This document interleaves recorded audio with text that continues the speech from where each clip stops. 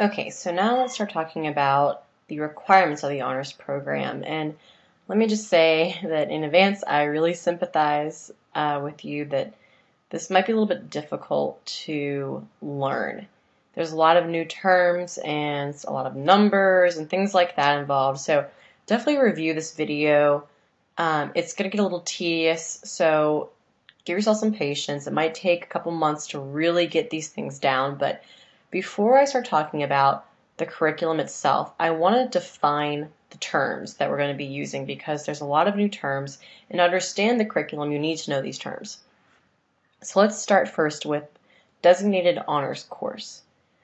A designated honors course can actually mean two different things, but basically it's any course that is 3 credit hours that is going to be marked on a transcript with an H for honors. So for example, Math 1190 H1 or Art 1107 H2, those are both designated honors courses.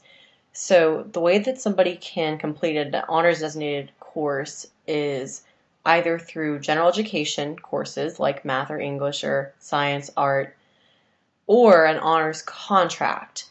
And an honors contract is a class that is not an honors class. So it could be anything that's upper level, a 3,000 or 4,000 level class. For example, lifespan development in psychology is a 3,000 level class. We don't offer it for an honors class because we don't have enough demand to do that. So what a student can do is fill out an honors contract, which will make it an honors class.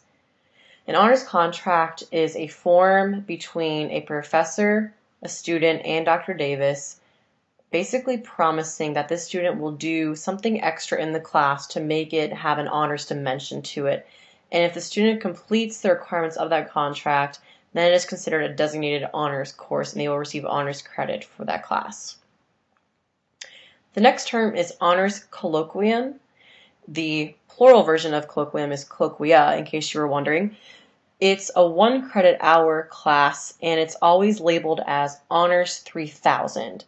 So an honors colloquium is a really unique idea and it's really one of the students' favorite requirements in the program. Basically, it's a 1 hour pass or fail class. There's no test, homework assignments, things like that. It's mostly in-class discussion. And these courses are changing every single semester. They depend really upon what an honors faculty member wants to teach.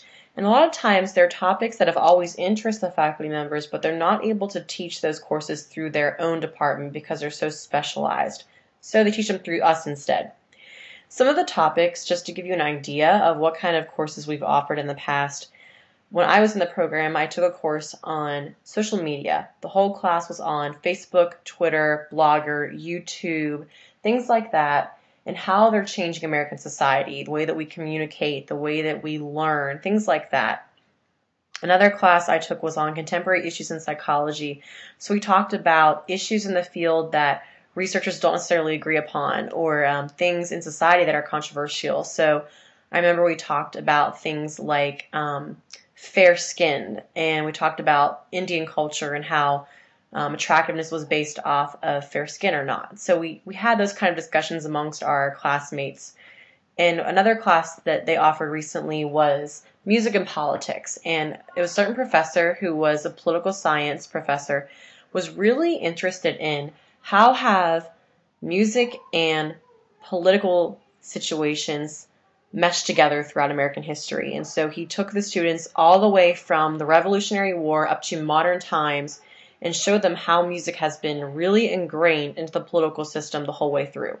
So we had students listening to clips from old war songs all the way up to modern day Nirvana, for example.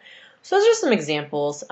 This semester we had one on sex trafficking, and so it just changes every semester. You never know what you're going to get. If a class is really popular, it might resurface again a couple of semesters later.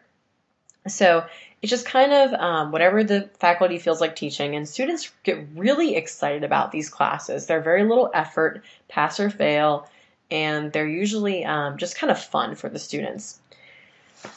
Really similar to the honors colloquium is the honors seminar. And the seminar is basically an honors colloquium that is a 3-credit hour graded class. So they're actually going to receive an A, B, or C, which isn't the case with the honors colloquium. We usually label these classes one of two ways. We label it an honors 2290 or an honors 4490, and which one we decide upon is usually based off of what level the class would be anyway. So for example, a 2000 or a 1000 class is an under or a lower level class, and a 3000 or 4000 level is a higher level class. So it just basically depends upon how much work is involved, how advanced the topic is, depending on which label they receive. The next requirement is the applied learning experience, and the way that I can just best describe the applied learning experience when I talk to the students, I tell them it's basically anything that is not a research paper. And this usually gets the message across pretty well, that we don't want them to be, writing a lit review or doing research on a new topic. That's not what we want. We want them to be experientially learning. So basically, we want them to do something. We want them to be active. So it's a pretty broad requirement, and students have a lot of flexibility in what they choose. So in the past, we've had students do business internships, community service projects, volunteer work, applied research with a faculty member. It really is up to the student, and we try and focus in on what are they already doing in the field that interests them. So it's very diverse. For example, what I did with mine, I was an anthropology and psychology major, so when I took a trip to China for study abroad, I kept a journal of all of my observations, and I turned that into an ethnography.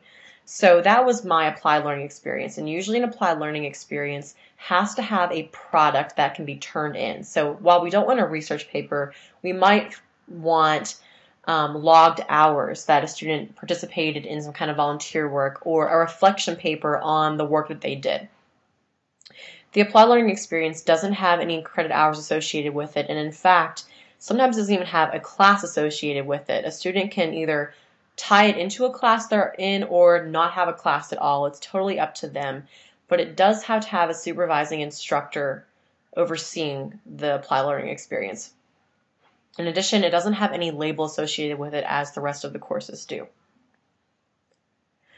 Another option and term you need to be familiar with is honors-directed study. And the honors-directed study is a 3-credit hour course labeled Honors 4400. And this course we recommend to students who are very independent, show a lot of growth and progress and ability to work on their own at their own pace. And usually it's for students who are juniors or seniors, pretty far along in their program. The point of a directed study is to allow the student the freedom to study a topic at Kennesaw that we do not offer. So, for example, a student may choose to study something very specific that Kennesaw can't offer a class on, but that a professor in the department knows a lot about. So for example, I was a psychology major and I was really interested in developmental psychology. So the psych department offered a course called Lifespan Development, which covers the entire lifespan. But I was really interested in just the prenatal development stage. So just that everything that happened from conception all the way to birth. And there wasn't a class on that. But I knew a faculty member who was really interested in that field and would offer to mentor me as I took this class. So I agreed to make my own curriculum, my own syllabus, my own reading assignments, and I checked in frequently with her to discuss what I was learning. And if a student performs well and exceeds the expectations of the supervised faculty member, they receive a letter grade of an A, and it counts for 3 credit hours, so it'll count for the honors requirements and towards their major requirements. So it's a great option for students who have some really specific interest at Kennesaw. The final term I want you to be familiar with is called Senior Capstone Experience. And basically the Senior Capstone Experience is the finale of an honors students program. It's the most challenging requirement, but it's also the most rewarding requirement for our students, and I'll talk a lot more about it later. But for now, what you need to know is that it's the final project for every honors student who wants to graduate as an honors scholar. And there are two different curriculums, which I'm about to talk to you about, but which curriculum a student is in depends upon how the course is labeled and how many credit hours the course is worth. So if they're under the old curriculum, it's 3 credit hours and it's labeled as Honors $44.99. But if they're on the new curriculum, the course is broken down into 3 separate parts, 97, 98, and 99. And the credit hour is a little bit different. It goes from 1 credit hour to 3 credit hours and then back to 1 credit hour. And the senior capstone experience, while it has a lot of credits associated with it, it actually isn't a physical class. There's no professor that a student sits in a classroom listening to lecture. There's no classmates. It's an independent study, very similar to the honors directed study, only obviously more challenging, more in depth. So there's no actual class meeting time or professor who's handing out assignments to them. It's independent work. So those are all the terms that you really need to be familiar with before we start talking about the new and the old curriculum. If you need to review this video, definitely do that. Keep coming back to it until you kind of understand all these requirements and what they mean.